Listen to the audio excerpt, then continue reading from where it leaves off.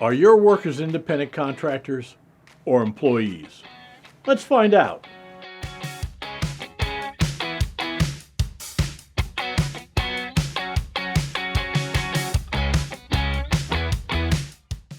Hello, I'm Charles Reed, CPA and President of GetPayroll. Here's one of the thornier questions about payroll, and one that has great potential for harm. Is the person working for you an employee or an independent contractor? Neither you nor the worker get to choose. It is a matter of law. Misclassification can lead to back taxes, penalties, and interest owed, devastating your business. To help better define an independent contractor and an employee, there is a common law list of 20 factors known as the 20 common law rules that the IRS and courts consider relevant when examining case law. However, for more specific rules to help you classify workers, here are 3 sets that may apply.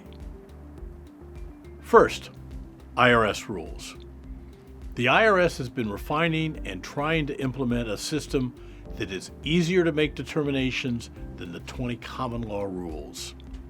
The IRS has identified 3 types of conditions that can be used in determining a worker's status. The general goal is to understand whether a business has the right to direct and control a worker's actions.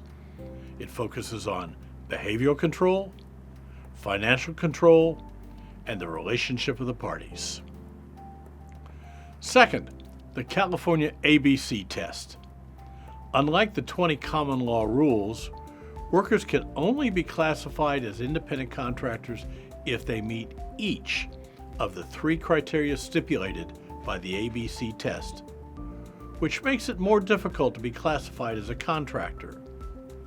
The criteria are: absence of control, performing work outside the usual course of the hiring entity's business, i.e., a restaurant hiring a painter to paint the walls, engaged in an independent business performing the work or trade. Currently, the majority of states rely on the ABC test for worker classification.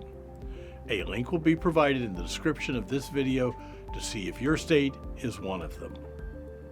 Third, the new Labor Department regulations, referred to as the Fair Labor Standards Act Economic Realities Test.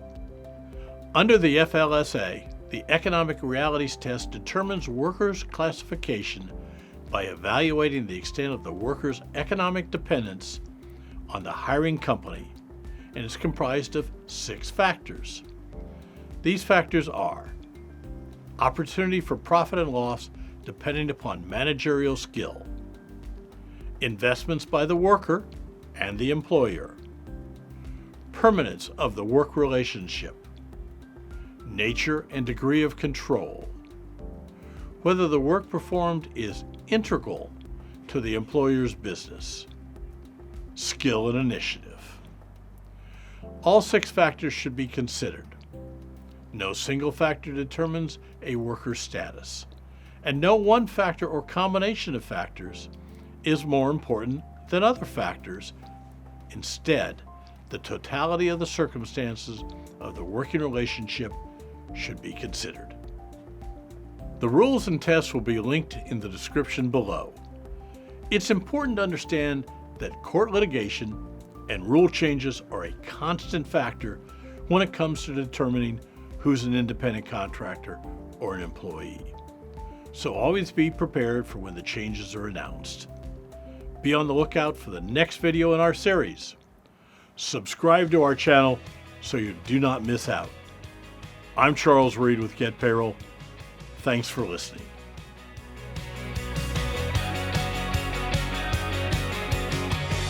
If you would like to learn more, be sure to check out our other videos.